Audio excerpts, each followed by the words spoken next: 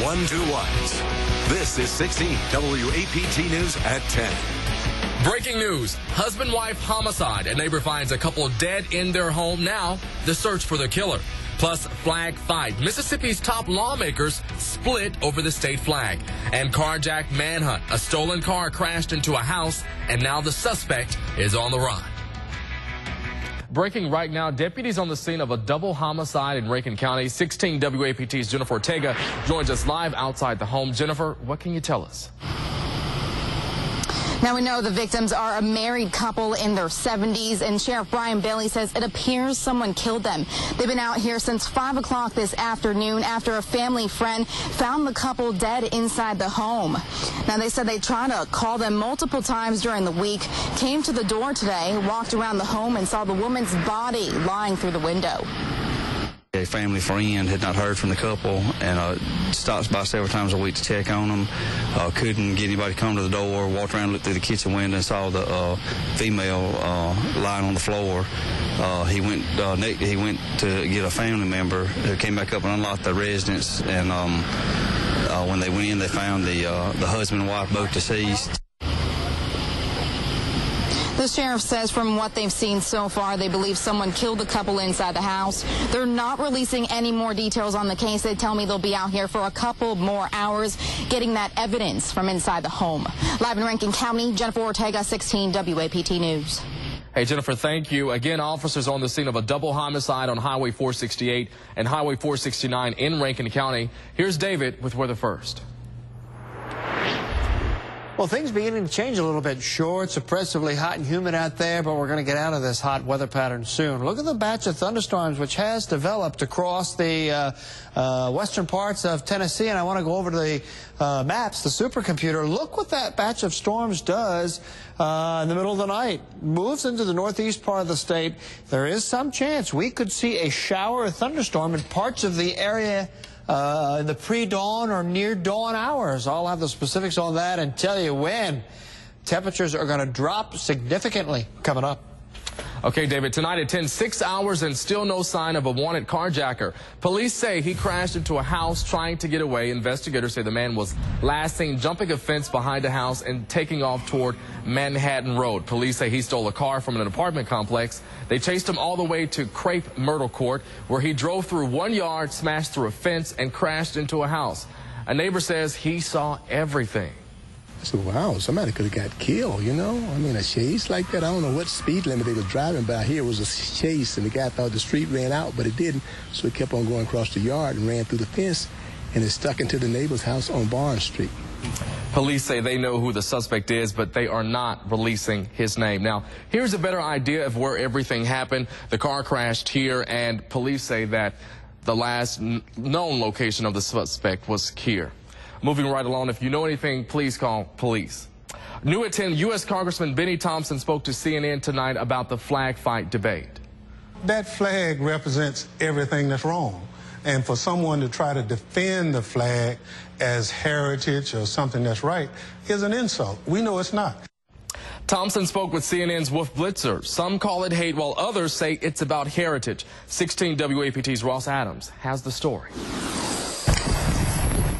One black Pentecostal preacher says he wants to keep Mississippi flag as is. Because it's our history that tells people who we are. We are Mississippians. Corinthian Sanders is the campus pastor at Jackson State in Millsaps. He says the flag is fine with stars and bars. The first thing you see is the rebel image. This week, House Speaker Philip Gunn said he thinks the state should change the flag, but he's getting a lot of pushback. Well, it's been something in our families for generations, so why you won't take it out? For all the strong emotions, image consultant Rick Lucer says the state banner is like the state's official brand. The emotion it evokes is different from different people, but overall, it's the symbol for our state. There's a different side of Mississippi. Lucer is president of the CeeLo Advertising Agency.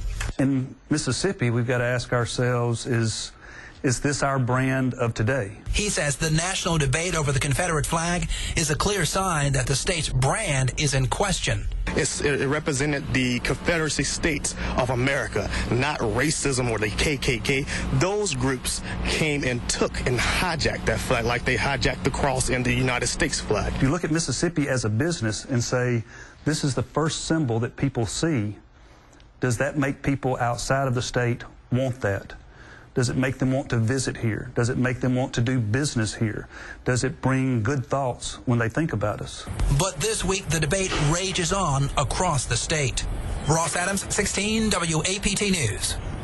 Now, Lieutenant Governor Reeves says it should be left to voters if they want to change the flag.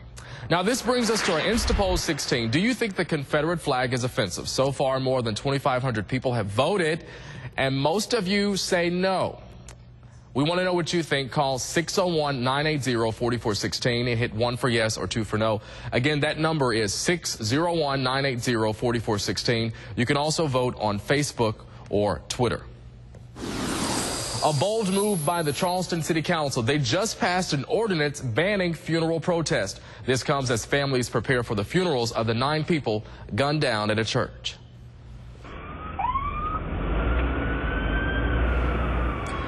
And tonight, new dash cam video of the moment police arrested the suspect, Dylan Roof, last week. We're also learning that police brought Roof Burger King because he was hungry after he was arrested. Right now, he's behind bars in South Carolina, charged with 9 counts of murder.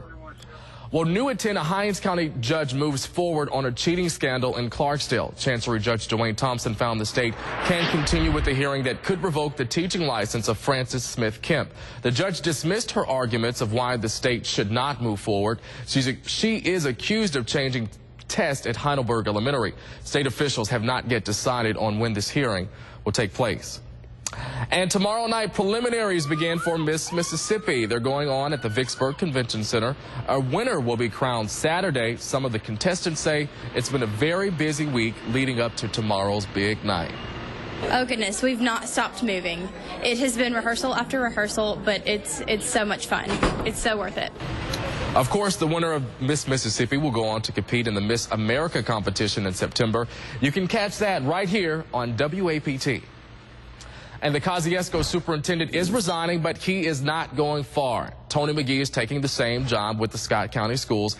Back in 2014, if you remember Scott County, the entire school board resigned to keep the state from taking over. Officials aren't sure when McGee will take over his new job. However, the search for a permanent superintendent could begin soon. Well, rental home properties are on the rise in Jackson at one of the highest rates in the country. Real estate website Zillow says rental prices are more than 22% higher than a year ago. In downtown Jackson, developers say rental rates are 20% higher than similar cities. That's because of high demand. There's just a real huge demand. Additionally, the world has changed. A lot of people don't have the capital to do down payments like they did at one point. Plus, younger people are getting married later. Leaders say all apartments in downtown Jackson are filled and there is demand for more. Zillow claims the home rental average in the capital city is just over $1,100 a month. No injuries in an early morning wreck on I-55 that stalled traffic. The driver of this double trailer says he was headed from Memphis to Jackson when a truck in front of him slammed on the brakes. He swerved and the back trailer snapped and overturned near the Gluckstadt exit. The cargo was so heavy the wreck tore the top of the trailer right down the middle. Have an accident and you feel bad because you don't know what's going to happen, whether you're going to get fired or what, so you're thinking about your job. The truck driver says there's no damage to the product. He says the driver who slammed on the brakes just kept going. Another wreck tied up rush hour traffic this morning. It happened on I-220 around 8 o'clock. A driver went off the road trying to avoid another car. The woman driving was not hurt. She was able to get out of the car on her own. And Jackson police say a gunman remains on the run tonight. We're told a man is recovering after being shot in the head last night in Jackson. It happened around 1 a.m. on Downing Street off of North State Street. Officers taped off the area around at least 3 houses. Witnesses say at least 1 man was shot in the head and 2 people were hospitalized. Jackson police need your help in finding that suspect. And a judge sentenced a father convicted of beating and killing his 17-month-old daughter. Johnny Williams will spend life in prison without parole. 2 weeks ago, a jury found Williams guilty of capital murder. His daughter, Jada Williams, died in July of 2012. An autopsy showed the baby had been beaten severely. Williams' attorney says he's working on getting his client parole. What we wanted was life with the eligibility for parole, which I think that he has an opportunity to get that. Police also arrested the child's mother, Jasmine Porter. She is still awaiting trial. And soon you may be able to see through trucks on the highway. Coming up, we'll give you a sneak peek. But first, we'll introduce you to the newest and possibly the cutest additions to the Jackson Zoo. Well, right now it looks like one more miserable day. Tomorrow we will see that real fuel number probably up near 100 or higher. But after that, we have some significant weather pattern changes. And it's not out of the question that there'll be some rain before dawn in parts of the area. All that coming up. You're watching 16 WAPT News.